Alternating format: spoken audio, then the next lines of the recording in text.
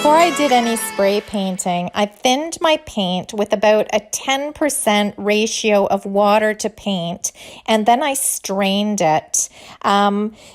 Usually in a new jar of paint, I don't bother straining, but as you can see here, when I took the lid off, there was a skin on top of this paint, and I didn't want to take any chances that any of that skin had actually fallen into the paint. So you know what, for the few seconds it takes to strain it, it's just better safe than sorry. Then you end up with a nice smooth finish, and there's no debris in there whatsoever.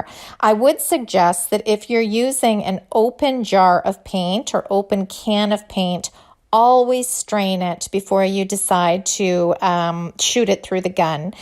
This way it ensures that it's just smooth, there's no debris in there, and you'll end up with a perfect, flawless finish. I also wanted to mention, here's a quick tip for you, that I use these filters now, but when I first started painting furniture, there's a DIY version as well, and when I first started, I used nylons, which worked great. They're a little messier, but they definitely get the job done just as well. So if you don't have any of these filters on hand, you can go ahead and use a pair of nylons. You just cut them up and strain the paint through them that way.